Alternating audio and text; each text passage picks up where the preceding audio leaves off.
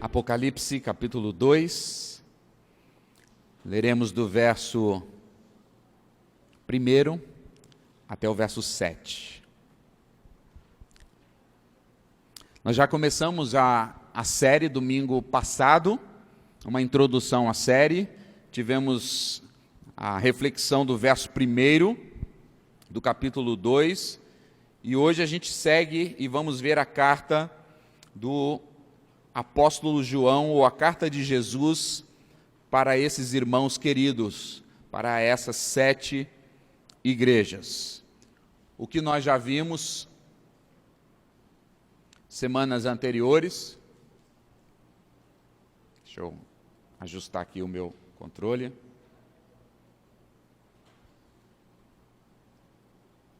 Ok? Vimos que foi o apóstolo João, o último apóstolo vivo. Ele estava aqui nessa ilha de Pátimos. Ele estava aqui por causa do testemunho do Senhor. Ele estava exilado aqui por causa da palavra do Senhor. E ele já passava dos seus 90 anos. E Jesus quer mandar uma carta para as suas igrejas. E Jesus então usa o apóstolo João para entregar essa carta aos pastores dessa igreja, que são 7 igrejas, começando pela igreja de Éfeso até chegar à igreja de Laodiceia.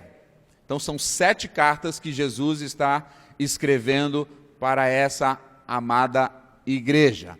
Nós vimos também semana passada a estrutura das cartas. Jesus, como mestre, a sua estrutura pedagógica, ele sempre usa essa estrutura nas 7 cartas, se apresentando como o remetente das cartas, elogiando, fazendo acusações, chamando a igreja ao arrependimento, trazendo um alerta pela consequência do pecado e termina sempre fazendo uma promessa. Nós vimos semana passada já algumas informações também sobre a cidade de Éfeso, uma cidade conhecida, chamada Luz da Ásia, uma cidade próspera, uma cidade portuária, uma cidade rica por causa do turismo. Vimos também semana passada que Paulo, o apóstolo Paulo, na 3ª viagem missionária, plantou essa igreja nesta cidade. E essa igreja foi abençoada. Áquila e Priscila serviram lá. O próprio João também serviu lá. Timóteo, o discípulo amado de Paulo, também serviu nessa igreja. Então nós vimos que eles foram abençoados por irmãos e líderes que ali passaram ensinando a palavra de Deus. Vamos ler o texto dessa carta à igreja de Éfeso. Diz assim, verso 1 ao verso 7.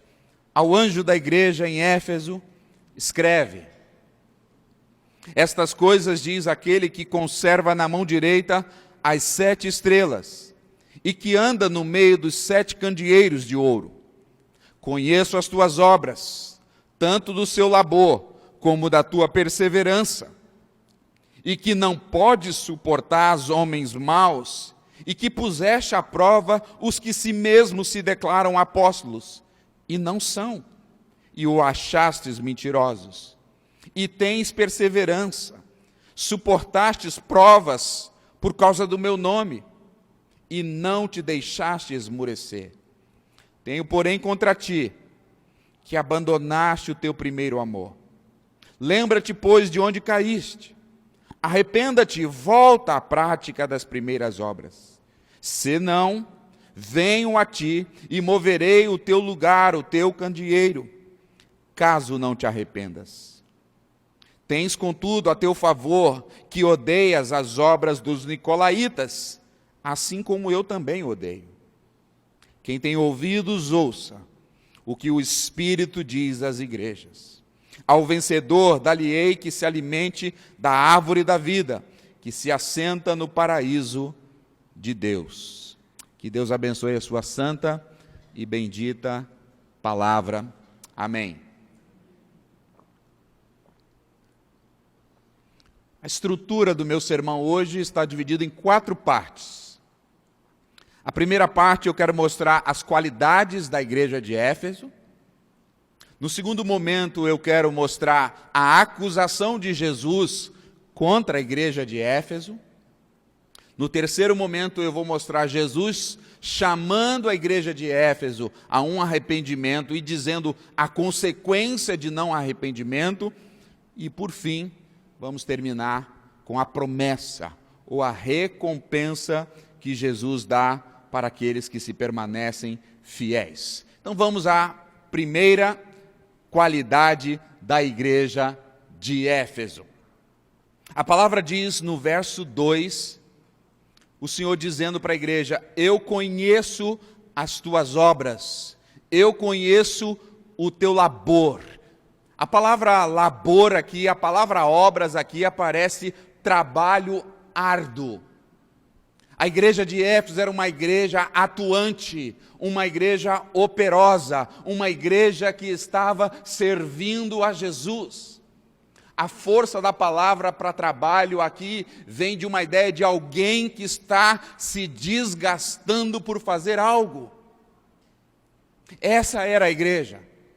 Esses irmãos estavam comprometidos com a obra de Deus, uma igreja atuante, uma igreja ativa, uma igreja que estava com a mão na massa, no serviço, na obra, na missão de Deus naquele lugar. Não era uma igreja simplesmente de espectadores, mas era uma igreja que estava agindo, que estava trabalhando.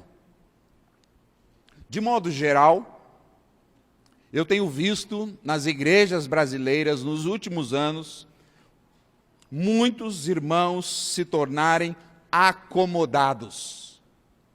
Tem sido crescente no meio da igreja de Jesus, não só aqui, mas de maneira geral, como eu disse, pessoas que têm se tornado frequentadores da igreja, espectadores da igreja, pessoas que estão com um espírito de consumismo. Eles querem ir ao culto para consumir o culto, e cada vez menos temos irmãos dispostos a servir, irmãos dispostos a se doar, irmãos dispostos a ajudar, irmãos dispostos a abraçar ministério e fazer a obra de Deus crescente aqui na terra. Nós mesmos aqui na igreja local, no ano passado nós sofremos isso na pele. Ano passado foi um ano que nós estávamos no segundo semestre fazendo as indicações para compor os ministérios.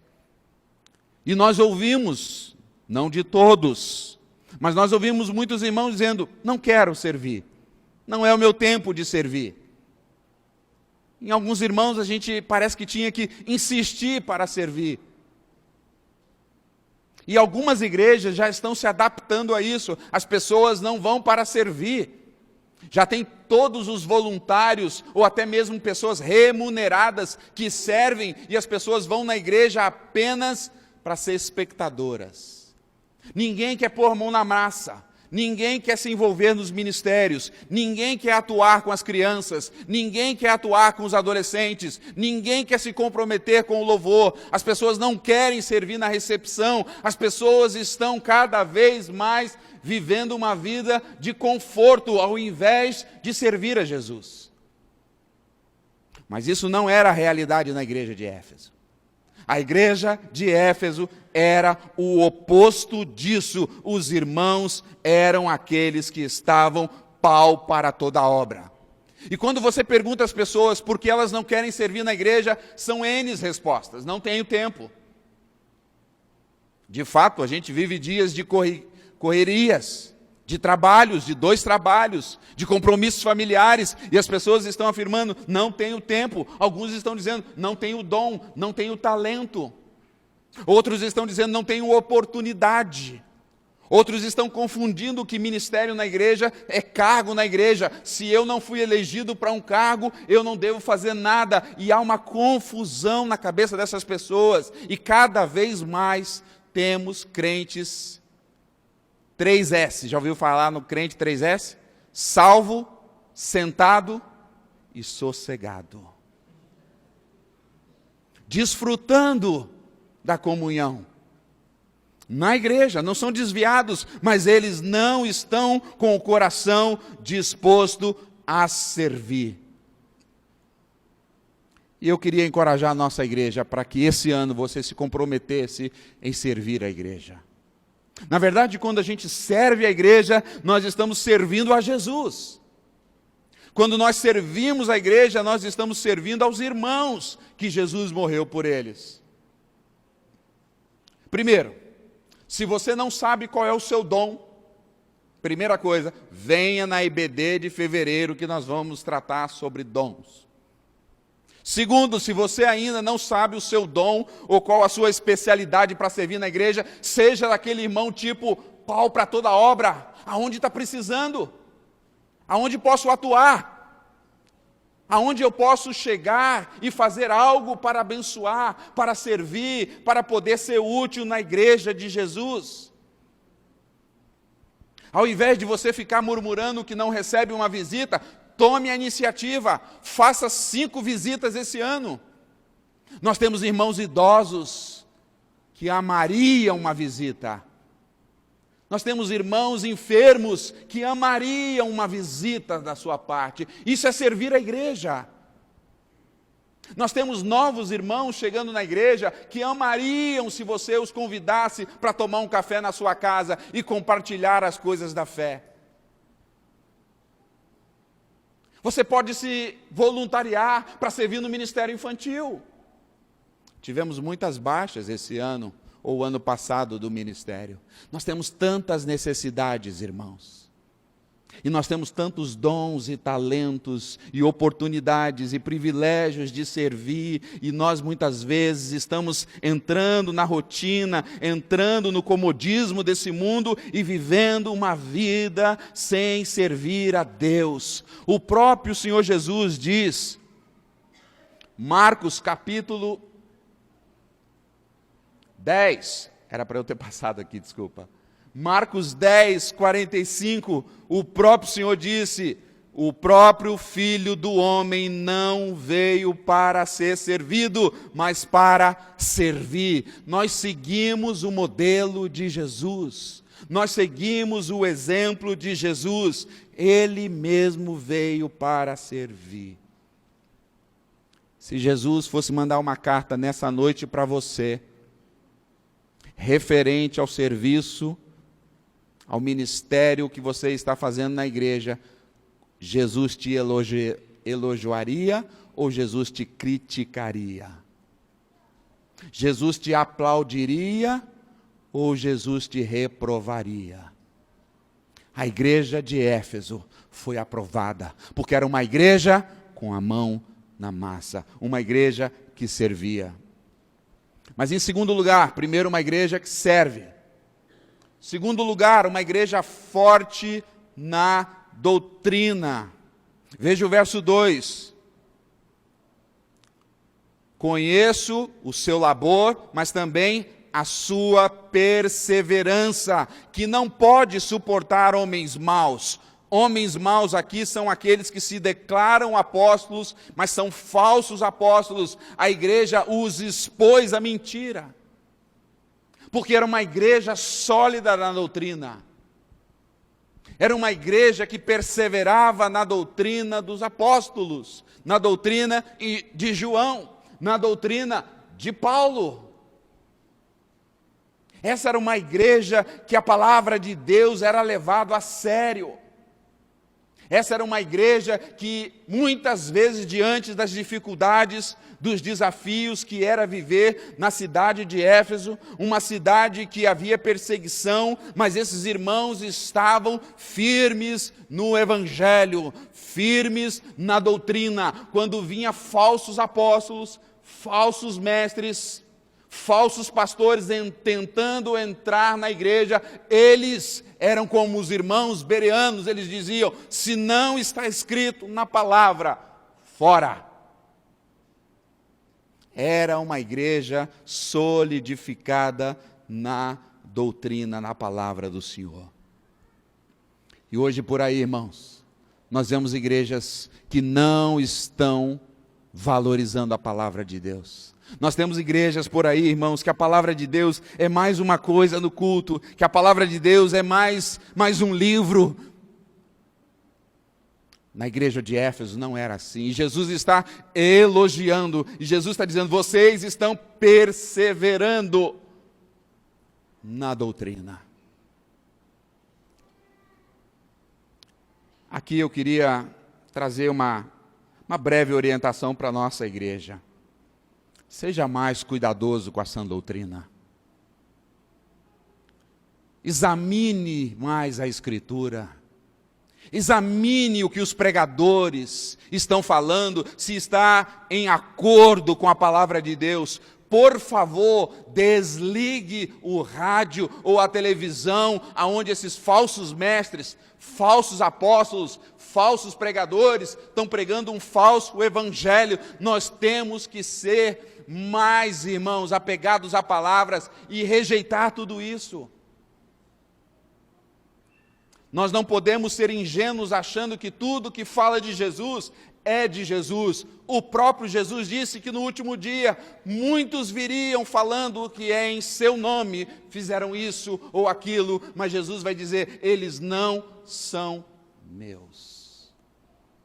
O que Jesus elogia na igreja de Éfeso é uma igreja forte na doutrina, forte na palavra. Mas ainda, continua dizendo o texto que eles são fortes também na perseverança. Se você percebeu, há duas palavras perseverança no texto. Primeiro, eles perseveravam, e a palavra perseverança do anterior é perseverar na fé, na doutrina. Mas a segunda perseverança do verso 3, a ideia da palavra perseverança do verso 3 é carregar algo pesado, levar sobre si uma carga. E eles são fortes nisso, porque eles estão debaixo de perseguição. A perseguição não fez que os cristãos de Éfeso parassem de proclamar a fé, viver a fé e crer no Evangelho. Pelo contrário, a perseguição, quando vinha, mais firmes eles ficavam. Diz o texto, finalzinho do verso 3, que eles não se esmoreciam. Eles eram fortalecidos diante da perseguição. Perseguição que vinha do governo, porque eles não adoravam o imperador. Perseguição que vinha da cidade de Éfeso, porque eles também não adoravam a grande deusa dos Efésios, Diana, mas eles continuavam firmes mediante as provações, mediante as perseguições. Irmãos, nós aqui no Ocidente, nós não sabemos o que é perseguição por causa do Evangelho. Nós aqui, irmãos, no Ocidente, somos muito frágeis nessa matéria. Muitas vezes, um amigo começa, talvez, nos ridicularizar no trabalho, ou na escola, ou na vizinhança, por causa da nossa fé. Nós achamos que já é o fim do mundo. Alguém faz uma piadinha, talvez, da nossa fé, a gente acha que isso é uma grande perseguição. Não era isso que os Efésios estavam passando. Eles estavam correndo risco de morte por causa da fé, e isso, ao invés de desanimá-los, isso, pelo contrário, os encorajava, perseveravam. Pastor, inclusive estava no Brasil nesse final de semana, Paul Washer, disse a seguinte frase: a perseguição nunca fez mal para a igreja, mas a prosperidade pode matá-la. Uma igreja nunca se enfraquece ou morre por causa da perseguição. Uma igreja perseguida se fortalece. Uma igreja perseguida se santifica. Uma igreja perseguida aumenta a fé, mas uma igreja que está próspera, que está com dinheiro, que está vivendo uma vida tranquila, que tem muitos recursos, tem a tendência de secularizar-se. Essa igreja desses irmãos em Éfeso era uma igreja que perseverava mediante a provação. João capítulo 15, verso 20, palavras de Jesus diz assim: lembrai-vos da palavra que eu vos disse, não é o servo maior do que o seu senhor. Se me perseguiram a mim, também perseguirão a vós outros. Ser perseguido por causa do Evangelho é extremamente normal e natural. Nós precisamos, irmãos, nos solidificar. Nós precisamos solidificar a nossa fé, para quando a perseguição chegar, para quando o sofrimento chegar, a hostilidade chegar, ao invés de isso nos afastar do Senhor, pelo contrário, que isso nos aproxime do Senhor. A perseguição, quando chega, ou ela afasta as pessoas de Jesus, ou ela atrai mais as pessoas a Jesus. Deixa eu lhe perguntar nessa noite. Se você viesse a sofrer por causa do Evangelho hoje, isso te afastaria de Jesus? Ou isso acrescentaria na sua fé para mais estar mais próximo de Jesus? Uma citação de um irmão Young, da igreja perseguida. Esse irmão perseguido por causa da fé, ele diz o seguinte: não ore para que a perseguição pare. Não devemos orar por uma carga mais leve para carregar, mas devemos orar por costas mais fortes para perseverar.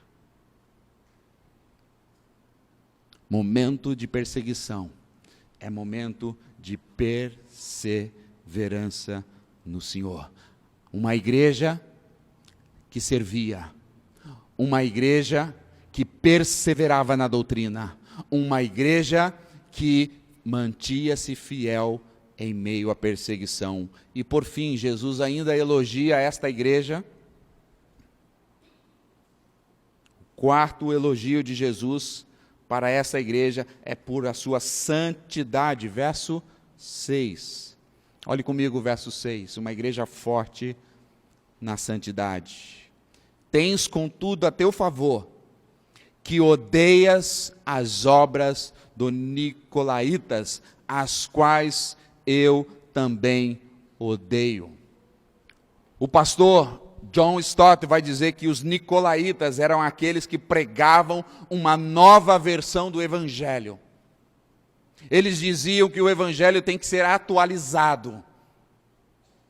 Cada ano o Evangelho precisa ser melhorado. Era uma mensagem sem exigências. Você não tem exigências para seguir a Jesus. Era uma mensagem sem proibições. Vale tudo.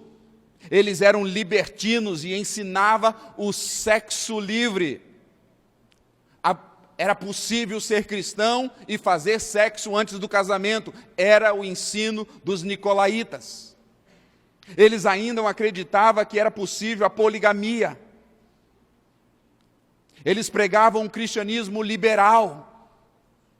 E isso estava entrando nas igrejas, mas na igreja de Éfeso, não. Porque eles odiavam as obras dos Nicolaitas. Eles odiavam as práticas dos Nicolaitas. Essa igreja era uma igreja comprometida com a santidade. Quando o pecado tentava entrar na igreja, quando a libertinagem tentava entrar na igreja, eles estavam firmes para resistir ao pecado. Eram vidas que estavam vivendo tempos de consagração. Irmãos, nós vivemos dias hoje que tudo é normal. Tudo é possível. Tudo é liberado. Nós vivemos dia hoje em que muitas igrejas estão tentando fazer uma nova versão do cristianismo, achando que a fé cristã, a doutrina cristã é algo muito ultrapassado, então precisa ser algo novo. Nós vivemos dias onde a Igreja de Jesus no Brasil está dizendo que está tudo liberado, o jovem pode transar com a moça a qualquer momento, isso é normal, isso é cultural. Nós estamos vivendo uma cultura onde as pessoas estão dizendo que é normal se divorciar, que é normal trair a esposa, que é normal assistir pornografia. Tudo é normal, mas para Jesus e para a sua igreja e para o seu povo santo, isso não é normal. E nós precisamos pegar o exemplo da igreja de Éfeso, uma igreja que luta contra o pecado, uma igreja que não permite-se ser dominada pelo pecado e nem por esse evangelho barato de libertinagem. Jesus está elogiando essa igreja, porque é uma igreja forte na santificação. Uma igreja que odeia as obras dos nicolaítas, porque são obras de pecado. Uma igreja que rejeita as obras da carne, porque são obras que levam à morte. Uma igreja que está santificando. Deixa eu perguntar para você. Se Jesus estivesse escrevendo uma carta para você nessa noite, ele poderia te aplaudir na área da santificação? Ou Jesus estaria te reprovando na área da santificação? Se Jesus escrevesse uma carta à nossa igreja, Igreja Batista Itaipu, no coletivo, será que Jesus iria nos exaltar? Porque somos uma igreja que estamos na luta, no combate contra o pecado? Ou Jesus iria nos reprovar, porque somos uma igreja que estamos permitindo a libertinagem entrar? Uma igreja forte no serviço, uma igreja forte na doutrina, uma igreja forte no momento da dor, da luta, da perseguição, uma igreja forte na luta contra o pecado. Mas passamos para o nosso a segunda parte do texto, a acusação contra a igreja dos Efésios. Jesus vai acusá-los agora no verso 4 de um pecado grave. Depois de Jesus se apresentar,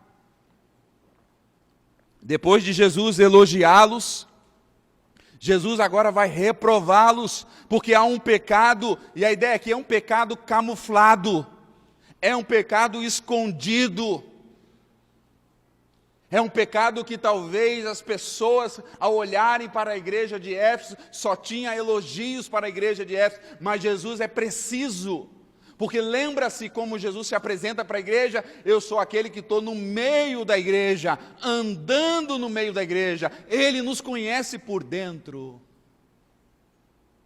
E Jesus agora, aqui irmãos, vai dizer: eu tenho contra esta igreja algo que é algo grave. Jesus não é do tipo daquele que faz uma avaliação, e se você acerta as 9 questões, mas erra uma, diz, tudo bem, belo trabalho, perfeito. Não.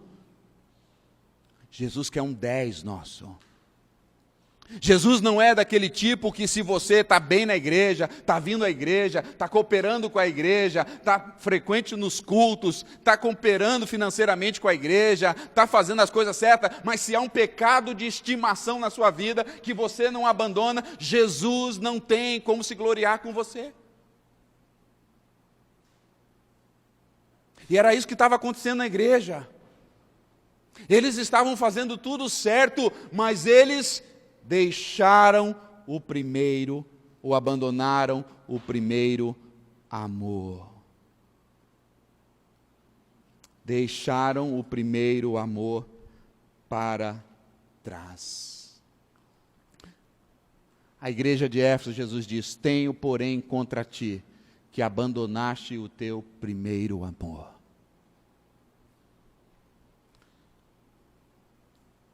Essa não é uma expressão fácil de ser explicada. essa frase, abandonaste o teu primeiro amor, ela não aparece em outras passagens do Novo Testamento. Por isso que muitas pessoas fazem interpretações. Muitas pessoas dizem, é o período da conversão deles. Discordo totalmente, porque o momento da conversão nosso é mais ânimo do que amor, porque nós somos imaturos ainda, o amor é algo crescente.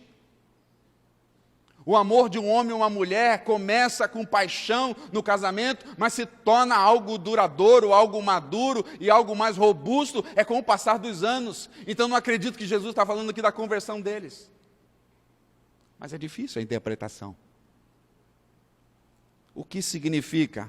Abandonaste o teu primeiro amor. Eu separei essas três palavras, abandonar, primeiro e amor, e gastei várias horas fazendo uma hermenêutica, uma exegese dessa palavra, buscando nos originais, para tentar chegar a uma aplicação mais próxima. A primeira palavra que aparece no texto aí é abandonar. Essa palavra no grego aparece em alguns sentidos, mas ela aparece no Novo Testamento mais frequente com a ideia de deixar de lado. Abandonar não é o sentido de você jogar fora, mas é algo que você tem e você coloca de lado. Parece que é isso que Jesus está dizendo para aquela igreja. Eles têm amor, mas eles colocaram o amor de lado. A segunda palavra é a palavra primeiro. Abandonaste o primeiro. A gente não encontra no Novo Testamento essa questão de amor primeiro e amor último.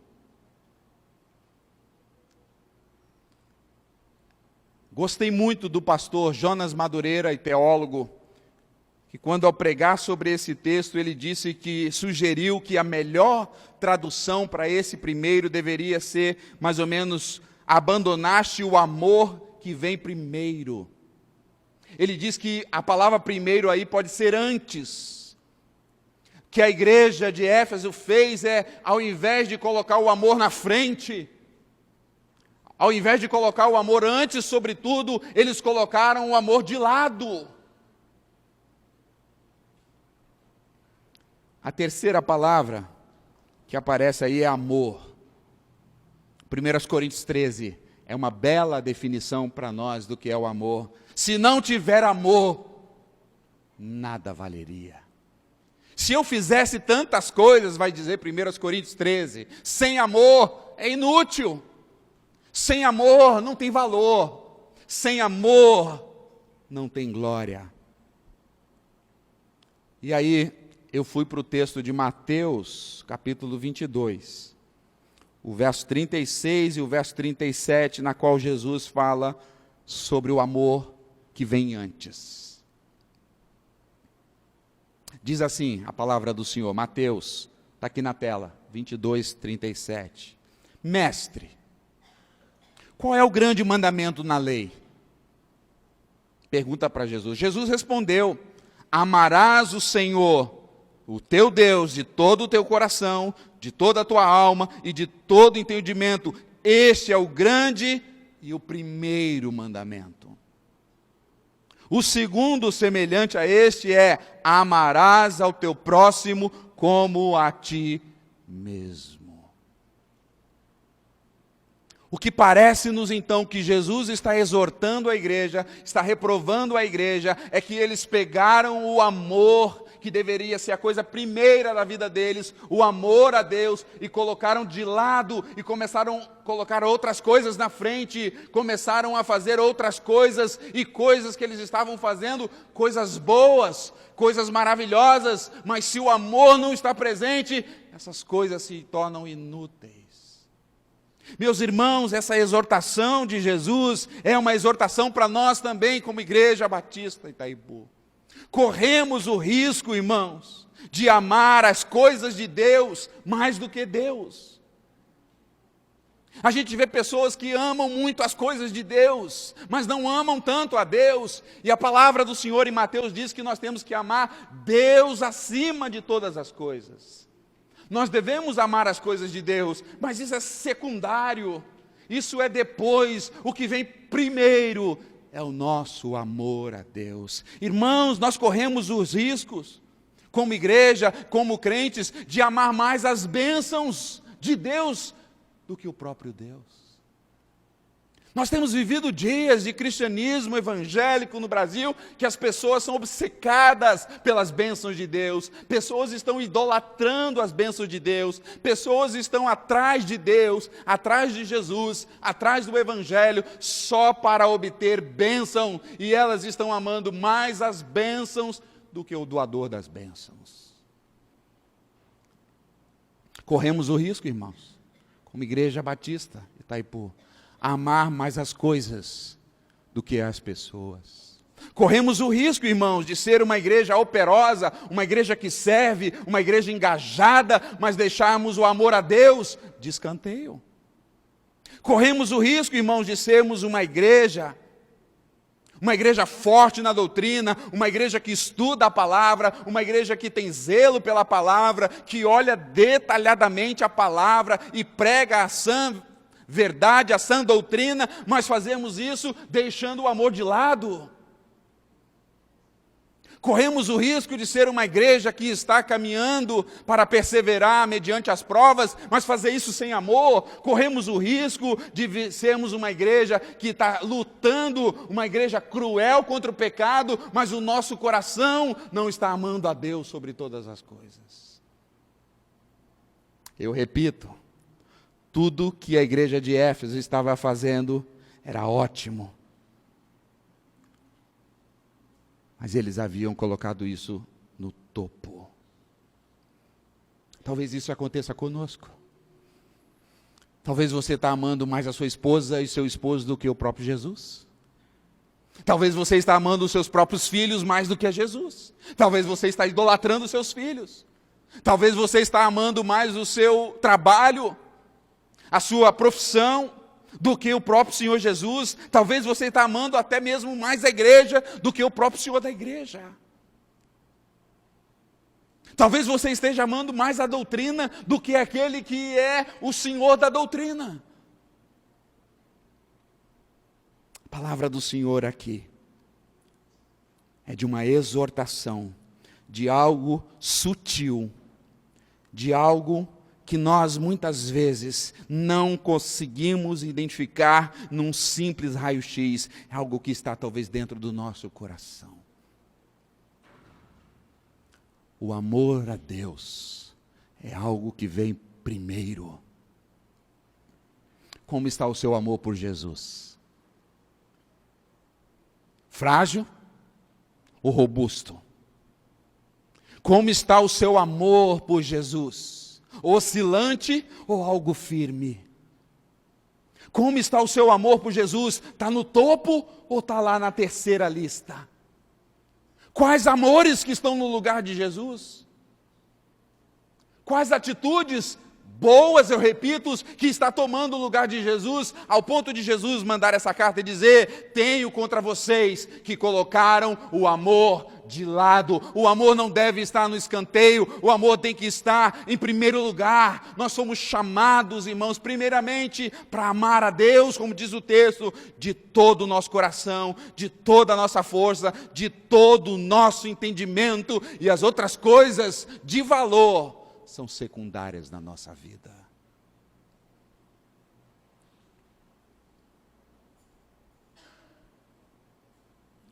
É isso que Jesus tem contra a sua igreja. Um pecado oculto, mas um pecado que pode destruir a igreja. A minha terceira parte do sermão é o chamado ao arrependimento. Veja o texto. Verso 5, depois de se apresentar, depois de elogiar a igreja, depois de reprovar a igreja, Jesus chama a igreja ao arrependimento. Ah, irmão, Jesus é o Deus de graça. Ele não é como nós, que muitas vezes estamos prontos para cortar. Jesus não é como nós, que muitas vezes, ao invés de vir e nos alertar e nos exortar, muitas vezes nós somos o contrário, nós vemos com os dois pés já para matar, para derrubar. Jesus vem e sempre lança uma oportunidade. Jesus sempre dá uma oportunidade. Jesus sempre nos convida ao arrependimento. E essa carta que Jesus está escrevendo para a sua igreja é uma carta na qual ele está clamando por o arrependimento da igreja. Veja o que ele diz: lembra-te, pois, de onde caíste. Arrependa-te e volta a praticar as primeiras obras. Perceba que na didática de Jesus aqui, no ensino de Jesus, há um caminho para o arrependimento. A primeira coisa que Jesus diz, que no arrependimento nós precisamos lembrar. A palavra lembrar aqui é fazer menção, trazer na mente. Ou seja, o que Jesus está querendo dizer aqui é que nós precisamos, em primeiro lugar, reconhecer. O que Jesus queria dessa igreja é que eles se curvassem e reconhecessem que eles são bons de doutrina, que eles são bons de serviço, que eles são bons de santidade, que eles são firmes na hora da provação, mas eles falharam no amor, colocaram coisas na frente. Esse é o caminho do arrependimento. Reconhecer, parar de desculpas, parar de colocar culpas em outrem. É reconhecer que nós falhamos e reconhecer que nós pecamos. É isso que Jesus quer do seu povo e da sua igreja. Mas em segundo lugar, Jesus disse que arrependa-te. É a palavra metanoia. Jesus quer que não apenas confessemos, mas a palavra metanoia é mudar de direção, mudar o caminho. Quantas vezes, irmãos, nós sabemos que nós pecamos, nós reconhecemos que nós pecamos e falhamos, mas nós não mudamos. Nós continuamos no mesmo caminho. Isso não é metanoia, isso não é arrependimento. Arrependimento é deixar aquele caminho e voltar para o caminho do Senhor. Depois de uma confissão, é agora voltar a andar no caminho do Senhor. Mas ele diz mais, além de lembrar que é reconhecer, voltar para o caminho, ele diz ainda lá no verso, no final, voltar a fazer as práticas antigas. Isso é ação, irmãos. Lembra do filho pródigo? Levantar-me-ei e irei ter com meu pai. Não ficarei prostrado, não ficarei no pecado. Eu reconheço o pecado, eu sei qual é o caminho de volta e eu agora, pela fé, eu tomo esse caminho de volta. É uma ação. Levantar-me-ei e irei com meu pai e direi: Pai, pequei contra ti. Não sou digno de ser chamado teu filho. O verdadeiro arrependimento produz fruto de arrependimento.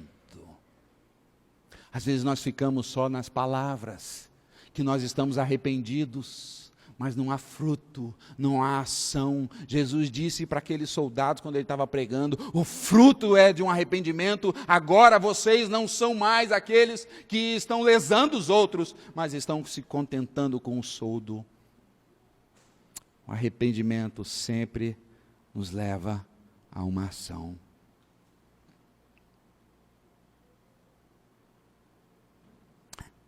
Você tem se arrependido? Ou você é uma pessoa de dura cerviz, duro para confessar? Você fica colocando desculpas. A carta de Jesus é para amolecer o seu coração.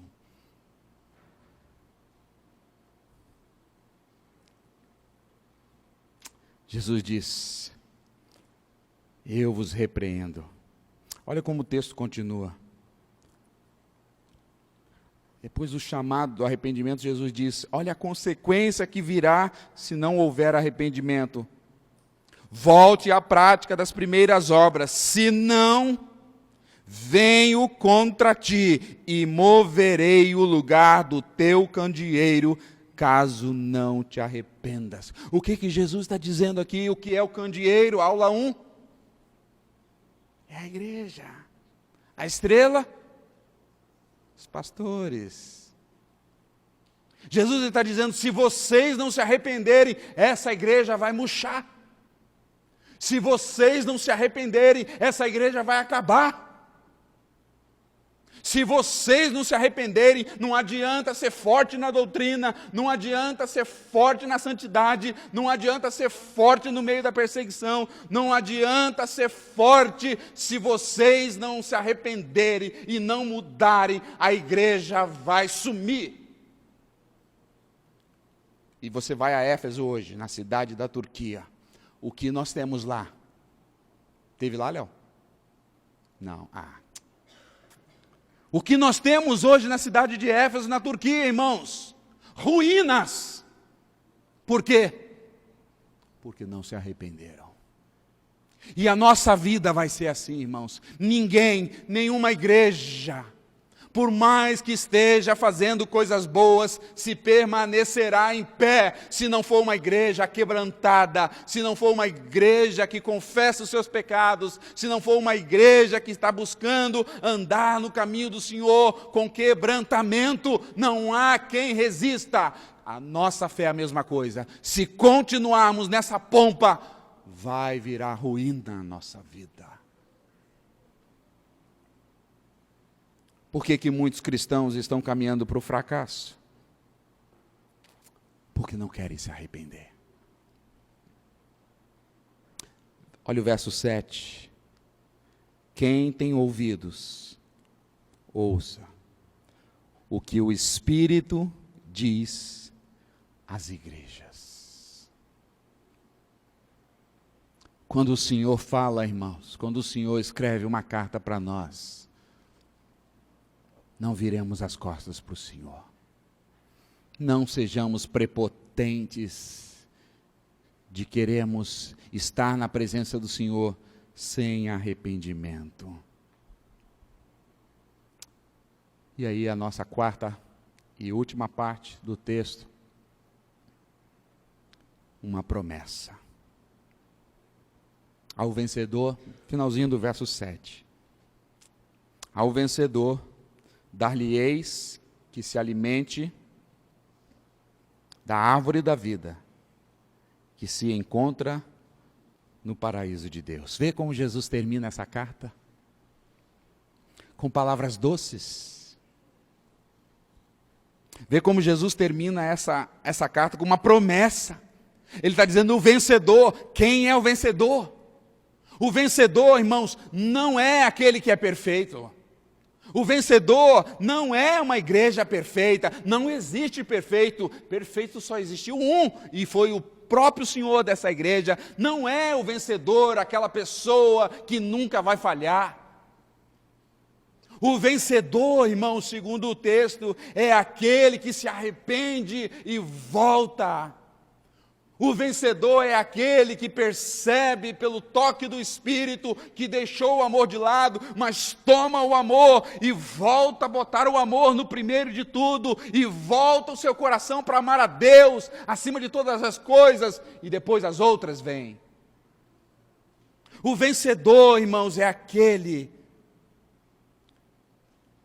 que renova o seu amor por Jesus a cada momento da caminhada da vida cristã. Para esses, Jesus tem uma promessa. Para esses e essas, Jesus tem uma recompensa. Ele diz: vocês vão se alimentar da árvore da vida que se encontra no paraíso de Deus. Jesus promete a vida eterna para a sua igreja. Irmãos, Jesus não prometeu vida fácil aqui na terra para a igreja. Irmãos, Jesus não prometeu que nós estaríamos isentos de sofrimento aqui na terra, Ele não prometeu. Irmãos, Jesus não prometeu que nós viveríamos uma vida tranquila, sem que as pessoas hostilizassem a nossa fé. Ele não prometeu isso, mas o que Jesus prometeu, aqueles que o amam de todo o coração, aqueles que têm fé na obra salvífica de Jesus, ele prometeu se alimentar da árvore da vida. Esse é um símbolo da salvação. É isso que a igreja precisa. Se apegar à salvação de Jesus. Se apegar à vida eterna. Como está a sua vida, irmão? Como está a sua vida, irmã? Há coisas boas que você está fazendo na vida cristã, Jesus está te elogiando. Mas se há um pecado escondido, Jesus está te alertando nessa noite, porque ele pode se tornar um câncer na sua vida, e roer, e comer, e levar você à ruína. E Jesus então está te chamando, volta, pega o amor tem que ser acima de todas as coisas, você tem que me amar acima de todas as coisas, você precisa me amar de todo o seu coração.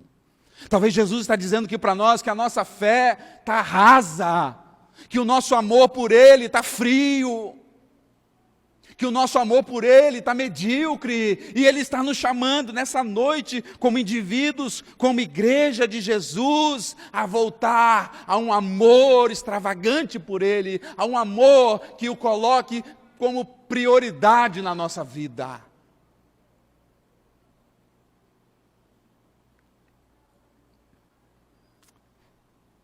Se nós agora fôssemos escrever uma carta de volta para Jesus, nós não temos costumes de escrever mais cartas, então deixa eu contextualizar. Se nós agora pegássemos o nosso celular para mandar um WhatsApp para Jesus, reconhecendo que estamos falhando na falta de amor, o que você diria para Jesus? Qual a mensagem que você diria?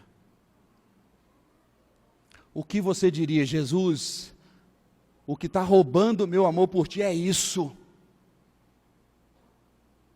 Jesus, o que está em primeiro lugar na minha vida é isso. Mas que essa mensagem nossa para Jesus poderia ser também dizendo, mas Jesus, nessa noite eu quero tirar isso do primeiro lugar da minha vida, eu quero tomar de volta o amor e colocar o meu amor por Ti, eu quero que o Senhor seja o topo da minha vida, eu quero que o Senhor seja o amado da minha alma, eu quero que o Senhor seja o amor de tudo que eu tenho. Senhor, a mensagem nossa para Jesus deveria ser essa, me ajuda nessa noite a te amar mais, porque sem amor, irmãos, nada tem valor.